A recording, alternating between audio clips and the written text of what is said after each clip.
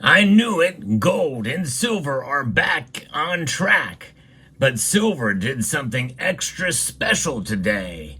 And I hope it will encourage you silver stackers out there. I'll explain as we explore.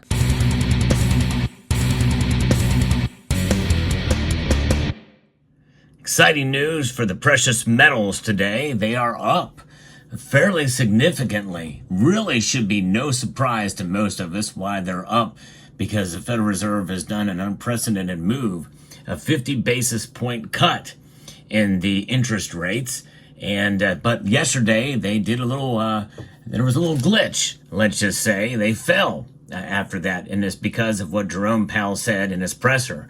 But as I suspected and predicted, it was only a matter of time before the metals really started to kind of wake up to this news. And that's exactly what's happening today. Moments before the markets close, we are seeing movement in the plus direction. Everything is green across the board.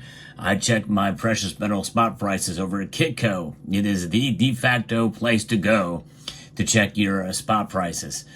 Do not go to any bullion dealer to check what the spot prices are, gold and silver. You're going to get a wrong answer there every single time, as I mentioned in a prior video.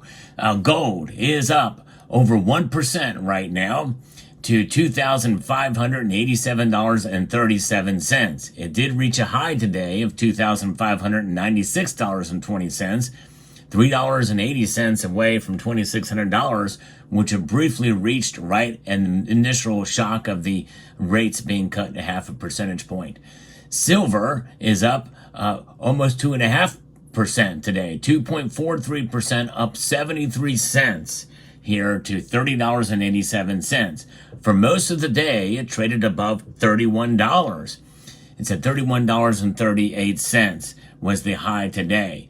The platinum group metals as well enjoyed some pretty healthy gains as well, with platinum up 16 today, just below $1,000 an ounce at $9.94. Palladium over $1,100 an ounce right now, up $26 today.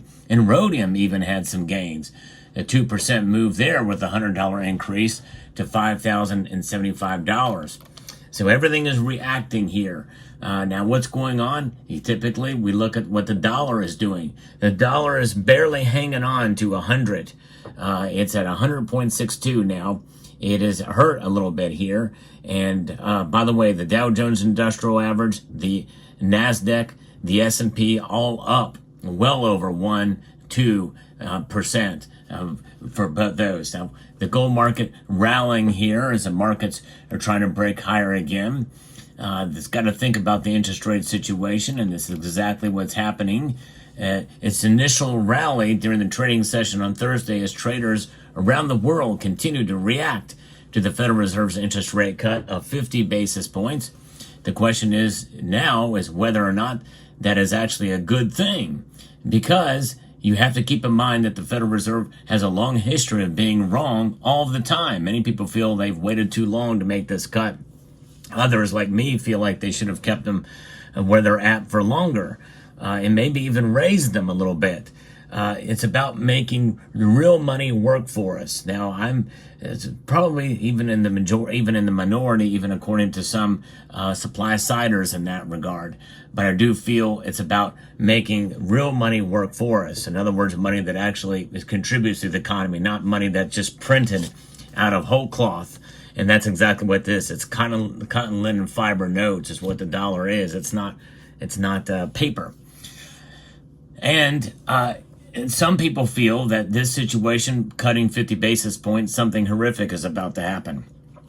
The last two examples were the great financial crisis and the tech bubble bursting.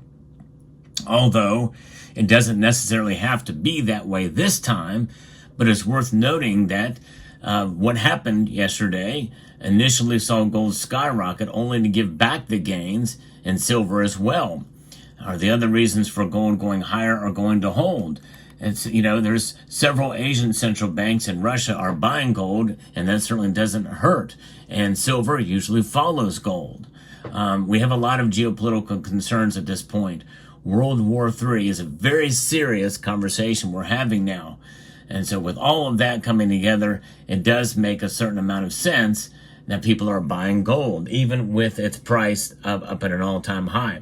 And by extension, silver is benefiting from that as well. But there's other reasons why silver should be considered in your portfolio, especially with the mixed reaction on the economy. Demand drivers like PV, electric vehicles, and other applications that, including military, that are essentially recession-proof. And so that's where it is. And that being said, we also have to look back and see what's happening with silver. Silver is on the move again, according to this piece here from mining.com out of Australia. Gold being the hot topic of the year as it continues to reach new heights. In fact, I reported yesterday that it did in fact reach $2,600 an ounce briefly before pulling back. But one thing of note that is quite interesting and amazing to see here is that silver is actually quietly notching up greater gains than its more loved precious metal counterpart. Ole Hansen, head of commodity strategy for Denmark-based investment bank Saxo, says silver has outperformed this month, delivering returns twice as large of that as gold. That's probably when it was trading at its high today at $31.38 and since pulled back there. But think about that. For just this month, silver has performed twice as much. Gold to silver ratio still very high at 84, just above 84. But this could be a sign of things to come, especially if history rhymes, as we mentioned before with the other news about the last time that they cut rates by this much. And other banks around, central banks around the world have already begun cutting rates before we did. And so this is something.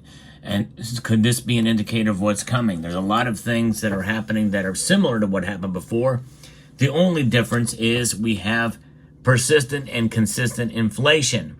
And even though we see signs of disinflation, what makes this different is that we've got so much debt, so much deficit spending. They've already begun quantitative easing yet again. They're printing more money in order to spend money that's been outlined in recent legislation here in the United States. This is going to be bad, and that could be farewell for silver, no matter what the economy does, because silver will follow gold, and it may outperform gold much as we've seen in the past. And of course, if past is any indicator, we very well could be setting ourselves up for potential really good gains in silver. I'm talking maybe even to the tune of $40 per ounce if things continue at the path they are. And what is that path? Continued interest rate cuts, even quarter point cuts they're baking in, or they're assessing and assuming is going to happen with the Fed watch tool from now until the end of next year. We are going to be finding ourselves maybe even flirting with ZIRP, that's zero interest rate policy, much as we had for last of decade or so. It's crazy. But silver's dual role as both a precious metal and industrial metal means its price is influenced by gold, industrial metals, and the dollar, which is one of the reasons why it's been pitted against its gold for quite a long time and traded not so much in tandem from time to time. But in days like today, where we see it double the performance today, double the performance from month to date, is a good sign that silver's potential is very real, folks. And this is something to be excited about in terms of the price movement. But one thing I'm really focusing on this year, and that focus may continue, is to shift your way of thinking, a paradigm shift of thinking with regards to silver. And what is that? That is to understand that silver is valuable outside of the financial system from which we find ourselves a part. The very system that many feel is corrupting the markets in general, suppressing the price, manipulating the price, we have to think outside of that price. All the silver that you see before you here was purchased at different price points. None of it during this recent climb. And it is still the same. It is measuring your wealth in ounces, not necessarily dollars. Whenever you hold your silver, you understand and should understand that it is indeed self-evident as precious and valuable, and according to the Constitution, money. And that is an extremely powerful thing. Now, we did see a decade high of $32.50 silver back in May. Silver experienced a deep correction alongside industrial metals due to concerns about Chinese demand, and I've outlined those on this channel as well too. Between May and August, the gold to silver ratio widened from 73 ounces of silver per ounce of gold to 90 ounces. However, a continued gold rally and a recovering industrial metal sector supported by a weaker dollar have brought the ratio back down now to 84, with silver once again outperforming gold for that time. The gold to silver ratio denotes how many silver ounces are needed to buy 1 ounce of gold. Now, that's not something really you should consider putting into practice, trading for gold for silver. Wherever you go to do that, they are going to want to make money off of that exchange, unless they have a real need for silver. And right now, the demand for bullion products is rather is low. And I think that'll pick up as the price continues to pick up. People realize, hey, silver's undervalued. We need to get us some. And anytime there's a dip, I think it's a good opportunity to accumulate a little bit, even if it's just as little as a silver mercury dime, such as you see right here. And actually, it's a Winged Liberty dime.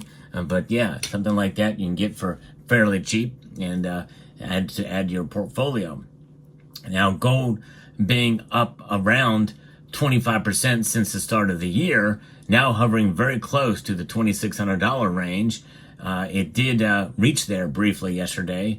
Overnight, it did pull back slightly following the news of a 50 basis point cut due to interest rates in the U.S. Federal Reserve. But according to Saxo, the surge means a standard 400 troy ounce gold bar, which commonly trades internationally. It's a good delivery bar. Is now cost over $1 million, as I outlined in a previous video too.